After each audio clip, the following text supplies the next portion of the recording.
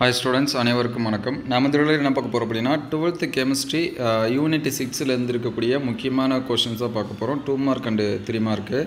Mostly நீங்க mid term exam or quarterly half yearly எந்த exams public exams வரைக்கும் இந்த क्वेश्चंस கூட நீங்க வந்து ப்ரிப்பேர் பண்ணிக்கலாம். லாஸ்ட் இயர் பாத்தீங்கன்னா இந்த क्वेश्चंसல இருந்து பப்ளிக் எக்ஸாம்ஸ்க்கு வந்து நிறைய क्वेश्चंस வந்து கேட்டாங்க.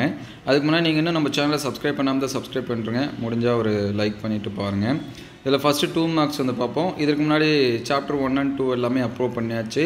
அந்த வீடியோஸ் எல்லாமே பிளேலிஸ்ட்டில் இருக்குது. பிளேலிஸ்ட்டில் பார்த்தீங்கன்னா 12th chemistry physics maths important question இருக்கும். அதில் செக் பண்ணி பாருங்கள். அலகுக்கூடு மற்றும் பணிக அணிக்கவை தளம் வரையறு. அணைவு எண் என்றால் என்ன? பிசிசி அமைப்பில் உள்ள ஒரு அணைவு எண் யாது? பிசிசி எஸ்சி மற்றும் எஃப்சிசி அளவுக்கூட்டில் காணப்படும் அணுக்களின் எண்ணிக்கையினை கணக்கிடு. நீங்கள் இங்கிலீஷ் மீடியம் ஸ்டூடெண்ட்ஸ் ஆனீங்கன்னா கமெண்ட் பண்ணுங்கள். அடுத்த வீடியோவில் நம்ம வந்து இங்கிலீஷ் மீடியம் கொஷின்ஸ் வந்து அப்லோட் பண்ணுவோம்.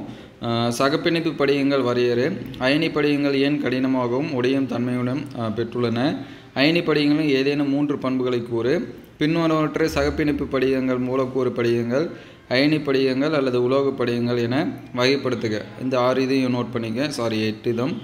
புள்ளி குறைபாடுகளை எவ்வாறு வகைப்படுத்துவாய்? அதுக்கடுத்து 3 மார்க்ஸ் பார்த்தீங்கன்னா ஷார்ட்கி குறைபாடு, திடப்பொருளின் திசையொன்பு மற்றும் திசையொன்பு பற்றவை வேறுபடுத்துக. சரிங்களா? ஐசோட்ராஃபிக் அனைசோட்ராஃபிக் அப்படிங்கிறது. படிக மற்றும் படிக வடிவமற்ற திடப்பொருட்களை வேறுபடுத்துக.